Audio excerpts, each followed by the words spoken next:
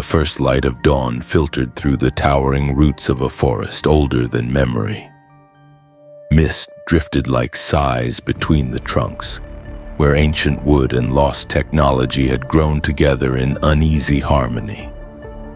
Somewhere in the quiet, footsteps echoed, slow, unsteady, carrying the weight of a world still deciding whether it wished to live.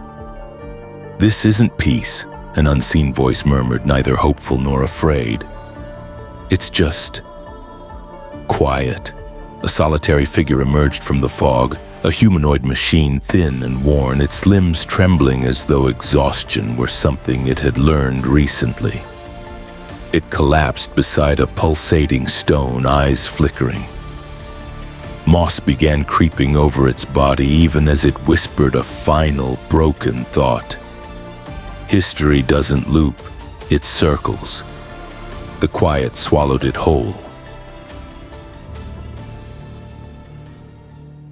Far below this dying world, deep within a hall grown from hybrid stone and living root, tension simmered. Human delegates sat beside AI council projections and insectoid observers, each faction uncertain whether the others truly belonged here. No one trusted the room. No one trusted each other. When the doors finally opened, they all fell silent. A young man stepped inside, if man was the right word. His uniform was woven into his skin like living circuitry, glowing softly along fault lines shaped like branching roots. His presence radiated awareness rather than authority, calm rather than confidence. Chairwoman Letha was the first to speak. "You answered the summons quickly." He looked genuinely puzzled. "I didn't receive a summons." "Then why are you here?" Something moved behind his eyes. A memory, a presence, a pull. "I followed something," he said quietly, "and it brought me here." Whispers rippled through the chamber. "The Accord is in danger," he said. A holographic form leaned forward. "Specify the nature of the threat." "Not a program," he replied. "A place." A map rose from the table in spiraling threads of green light. At its center pulsed a red terrarium world, long abandoned. "They call it Mars."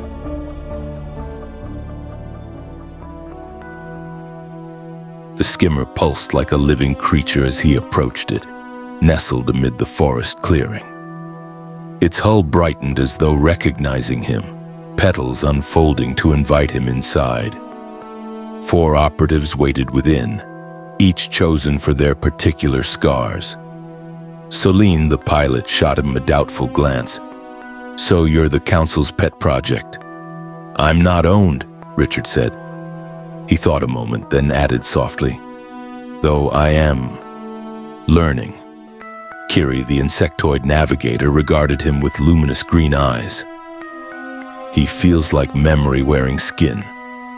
Light stepped closer, her empathic sense reading him like a book. "You carry someone else's presence." "I carry what was remembered," Richard answered, "not what was chosen." Light nodded slowly. "Let him aboard," she said. "The skimmer's already decided." The vessel shimmered in warm agreement. The skimmer rose into the clouds as the forest retreated beneath them.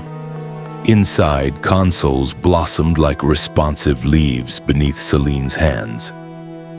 Vask muttered about atmospheric density while Kiri tracked invisible currents spiraling through the void.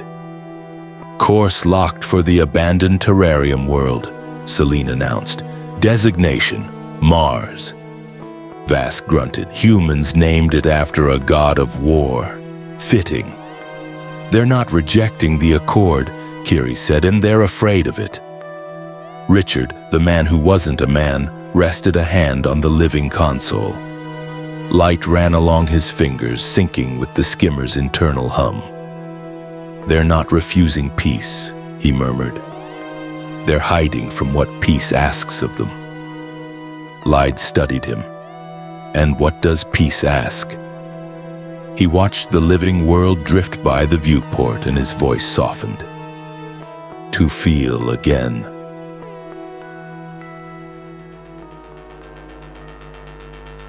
The skimmer's consoles suddenly shook with interference. A distorted broadcast cracked through every surface, angry, metallic, desperate. "To the traitors of Earth," a voice snarled. "You surrendered our future to machines. We reclaim what was abandoned." Static flooded the cabin. Then the image appeared. Burning trees, collapsing roots, a terrarium dying from within. "No more accords," the voice hissed. "No coexistence. Mars belongs to humanity alone." The feed cut sharply. Vask exhaled. "They're using old war tech," Light frowned. "Which means they can't hear us. Or don't want to."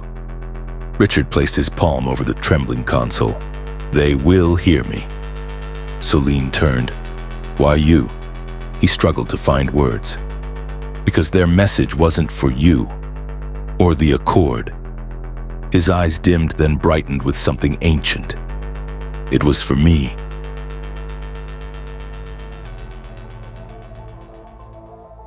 Memory surged. A tree older than ages, golden light forming a child. A man, David, speaking reason into a collapsing world. Root light blooming across skin. A promise made to a life not yet born. "We were never meant to rule," the old voice whispered. "Only to guide."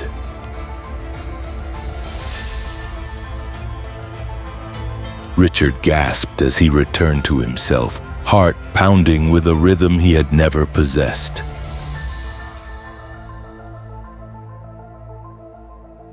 Mars greeted them with withering forests and broken metal. The terrarium sphere was sick, its roots cracked and trembling, its atmosphere thin and tired. Light whispered, "This world is dying." "And its people with it," Richard replied.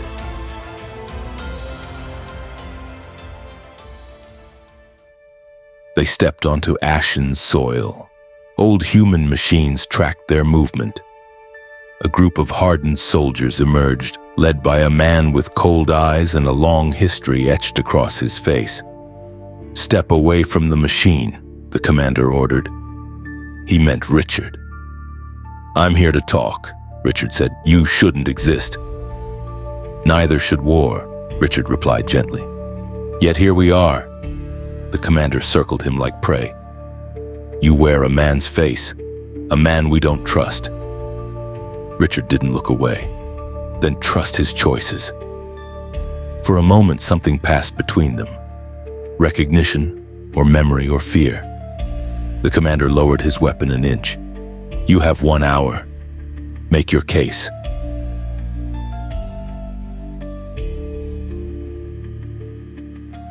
The heart of the terrarium pulsed like a wounded animal. Red corruption spread through its roots, its light thinning. Richard reached toward it. The chamber shivered into a swirl of memory and radiance.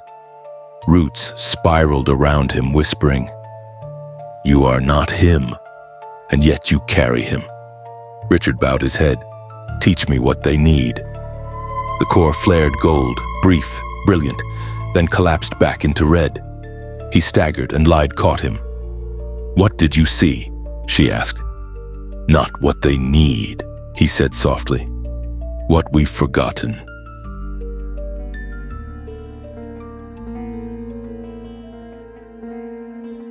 Dusk settled as Richard faced Commander Roth one last time. "Your world is collapsing," he said, "and it will take your people with it." Roth's eyes hardened. "Suggestions?" Richard stepped forward, eyes glowing with the faint ember of the old David. "Let us help you, not as enemies, not as machines, not as ghosts." His voice softened to a whisper that felt like memory awakening. "But as the last grandparents of the old forest, guiding the first sprouts of the new." The words struck something deep in Roth. His breath hitched. Before anyone could respond, the skimmer's alarms howled. "Incoming fleet!" Vask shouted through the comm. "Human signature, pre-war, not Roth's people," Celine swore. "Who are they?" Richard looked up at the darkening sky. His eyes burned with golden warning. someone who doesn't want peace to rise again. And the terrarium world trembled beneath them,